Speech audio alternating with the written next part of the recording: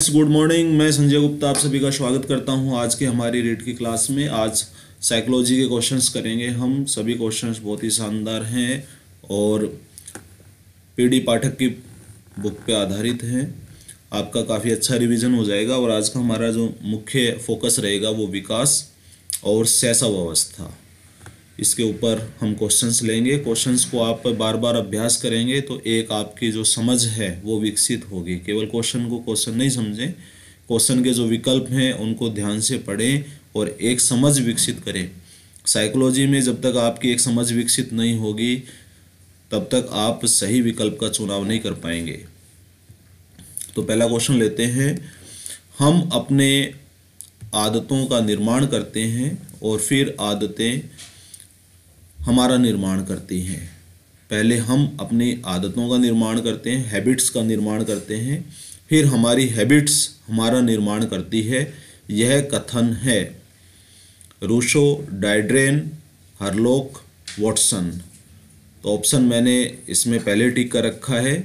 डाइड्रेन का कथन है, ये प्रसिद्ध कथन है डाइड्रेन का कि आदतें पहले हम बनाते हैं फिर वो हमें बनाती हैं। दूसरा क्वेश्चन है, शैशव अवस्था में बालक को शिक्षा दी जानी चाहिए। क्रिया के द्वारा, खेल के द्वारा, चित्र व कहानियों के द्वारा, उपर्युक्त सभी।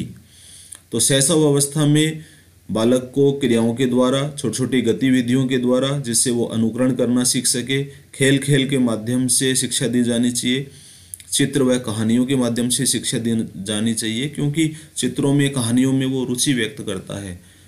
मतलब शिक्षा बाल केंद्रित होनी चाहिए। बच्चों को मनोरंजन के द्वारा शिक्षा दी जा सकती है, वहाँ पर उपदेशात्मक शिक्षा लागू नहीं होती है।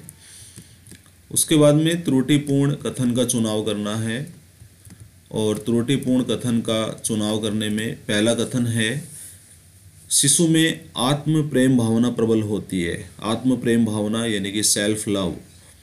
शिशु सत्यवादी होता है। शिशु में नैतिकता का पूर्ण अभाव होता है। उपयुक्त में से कोई नहीं। तो राइट ऑप्शन है शिशु सत्यवादी होता है। देखिए, शिशु के अंदर सत्य और असत्य का भेद करने की कोई भावना नहीं होती है। शिशु कल्पना जगत में रहता है। इसलिए कुप्पुस्वामी ने भी शिशु को अस्पष्टवादी, असत्यवादी कहा है।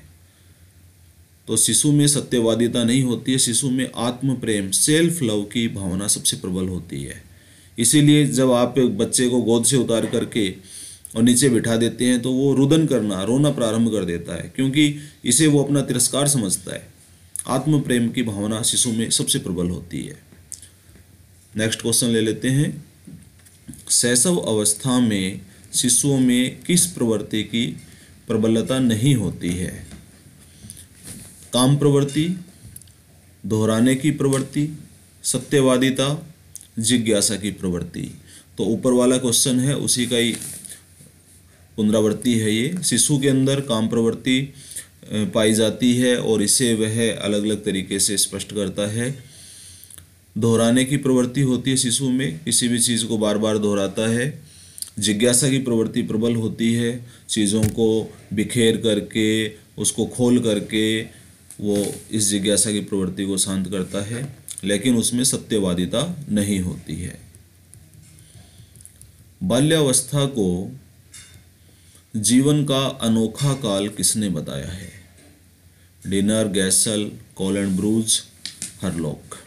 तो बाल्यावस्था को जीवन का अनोखा काल बताया है कोलेनब्रूज ने, और साथ में उन्होंने ये भी कहा है कि माता पिता के लिए सबसे मुश्किल समय होता है, क्योंकि बाल्यावस्था में बहुत ज़्यादा परिवर्तन होते हैं। शारीरिक परिवर्तन होते हैं पहले, फिर मानसिक परिवर्तन होते हैं। इसलिए माता पिता के लिए एक ये चुनौतीपूर्ण समय है। विकास के संदर्भ में फॉल्स कथन है। कौन सा कथन गलत है? जन्म से मृत्यु तक चलने वाली प्रक्रिया है, बिल्कुल ठीक है। गुणात्मक और परिमाणात्मक पक्षों की अभिव्यक्ति होती है, ये भी बिल्कुल ठीक है। संपूर्ण पक्षों के परिवर्तन को संयुक्त रूप से अभिव्यक्त करता है, ये भी बिल्कुल ठीक है। परिवर्तनों को नापा जा सकता है।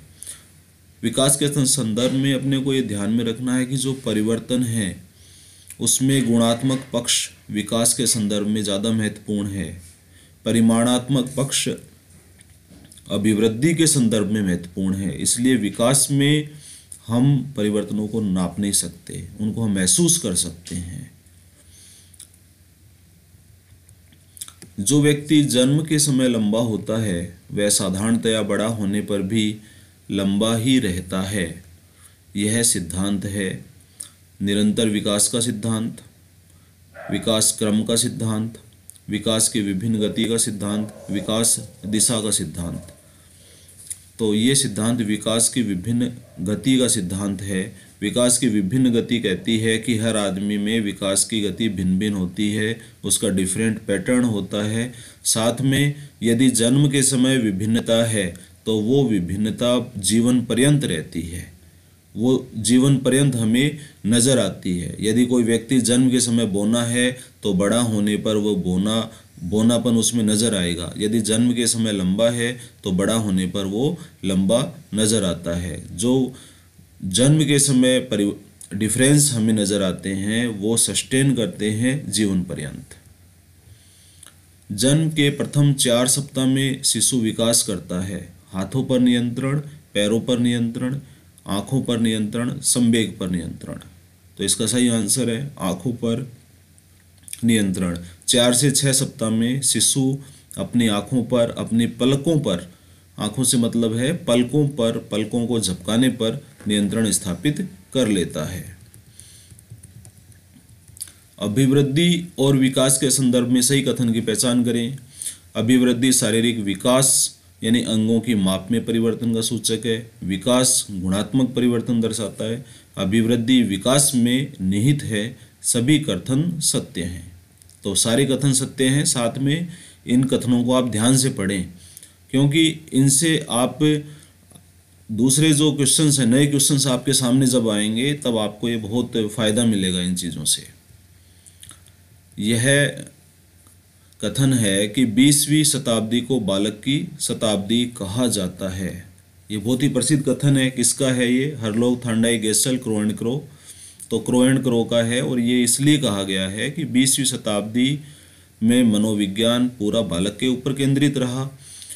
बालक जो है मनोविज्ञान की महत्वपूर्ण जितनी प्रयोग हुए वो सब बालक को ध्यान में रख के किए गए। बालक के विकास की दृष्टि से सबसे महत्वपूर्ण समय है किशोरावस्था, बाल्यावस्था, शैशव अवस्था, इनमें से कोई नहीं। तो शैशव अवस्था जो है, शैशव अवस्था का काल है 0 से 5 साल। ये विकास की दृष्टि से सबसे महत्वपूर्ण समय है। इसमें बच्चे का शारीरिक विकास भी होता है। इसमें बच्चा जो है अपने जितने स्वाभाविक गुण हैं उनको प्राप्त कर लेता है और उनके आधार पे उसके भविष्य का निर्माण होता है। बालक जीवन के प्रथम 6 वर्ष में बाद के 6 वर्ष से दुगना सीख लेता है। यह कथन किसका है? यह कथन गैसल का है। और गैसल के इस कथन से फिर ये बात प्रमाणित हो रही है कि बालक के जीवन का शैशव काल बालक के जीवन का सबसे महत्वपूर्ण काल है, क्योंकि इसमें बालक के जीवन का आधार तैयार हो जाता है कि वो कितनी ऊंचाइयां जीवन में प्राप्त करेगा।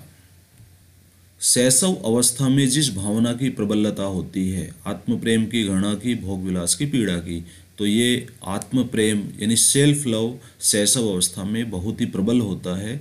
और हम महसूस कर सकते हैं छोटे बच्चे की कि अपन ने जैसे उसको गोद में लिया और फिर गोद से उतार दिया तो वो बहुत ज़्यादा रुदन करता है, रोता है, यानी आपने उसका तिरस्कार किया है। तो आत्म प्रेम की भावना उसमें इतनी ज़्यादा प्रबल होती है कि वह अपनी उपेक्षा बर्दाश्त नहीं कर सकता, वह अपना प्रेम दूसरों से बांट नहीं सकता। उसके बाद में नेक्स्ट क्वेश्चन, शैशव अवस्था में बालक के व्यवहार का आधार होती हैं अर्जित व्यवहार, मूल प्रवृत्तियां, अनुकरण, इनमें से कोई नहीं। तो बालक के व्यवहार का मूल आधार उसकी मूल प्रवृत्तियां हैं, क्योंकि अर्जित व्यवहार और अनुकरण वो सीखेगा और सीख करके बाल्यावस्था शैशव अवस्था को पार करके जब वो बाल्यावस्था में जाएगा तो वहाँ पर अनुकरण और अर्जित व्यवहार महत्वपूर्ण हो जाते हैं। लेकिन शैशव अवस्था में मूल प्रवृत्तियां उसके व्यवहार का आधार होती हैं। वैलेंटाइन के अनुसार बाल्यकाल में सामाजिकता का विकास आरंभ हो जाता है। बाल्यावस्था के मध्यकाल में, शैशवावस्था के अंतिम चरण में, किशोरावस्था के प्रारंभिक चरण में, इनमें से कोई नहीं। तो इसका सही आंसर है शैशवावस्था के अंतिम चरण में, यानी जब बालक 4 से 5 साल के अवस्था में आता है तो उसमें सामाजिकता हमें नज़र आने लगती है। वह अपने खिलौने शेयर करने लगता है, अपने अगर छोटे भाई बहन हैं उसके तो उनका भी वो थोड़ा ख्याल रखने लगता है। वंशानुक्रम उन सीमाओं को निश्चित करता है जिनके आगे बालक का विकास नहीं किया जा सकता। यह कथन है, ये बहुत ही प्रसिद्ध कथन है क्रो एंड क्रो का। और साथ में उन्होंने ये भी कहा कि वंशानुक्रम के साथ में वातावरण बालक के विकास के लिए महत्वपूर्ण है। दोनों की अंतःक्रियाओं के माध्यम से बालक का विकास होता है। यदि बालक को उचित वातावरण नहीं मिलता, दूषित वातावरण मिलता है, तो उसमें बालक का विकास अवरुद्ध हो जाता है। वंशानुक्रम चाहे कितना भी अच्छा हो, अगर वातावरण बालक का उचित नहीं है तो वह अधिक उन्नति नहीं कर पाएगा। विकास दिशा सिद्धांत के अनुसार बालक का विकास होता है सिर से पैर की ओर, पैर से सिर की ओर, हाथ पैरों का विकास इनमें से कोई नहीं। तो सबसे पहले बालक का जो मस्तिष्क है उसका विकास होता है। लगभग 3 या 4 साल तक बालक के मस्तिष्क का 80% भाग विकसित हो जाता है। तो विकास सिर से पैरों की ओर शुरू होता है। बालक का खड़ा होकर चलने लगने का सामान्य समय क्या है? 12 माह, 14 माह, 18 माह, 22 माह। तो बालक का खड़े होकर चलने का सामान्य समय 18 माह है। 18 माह का बालक अपने पैरों पर नियंत्रण स्थापित कर लेता है और खड़ा होकर के चलने लगता है। विकास में पूर्ण से अंगों की ओर और अंगों से पूर्ण की ओर गति निहित होती है। कुप्पू-स्वामी का यह कथन के सिद्धांत से संबंधित है। विकास दिशा का सिद्धांत, परस्पर संबंध का सिद्धांत, एकीकरण का सिद्धांत, इनमें से कोई नहीं। तो ये बहुत ही महत्वपूर्ण सिद्धांत है और ये सिद्धांत है एकीकरण का सिद्धांत।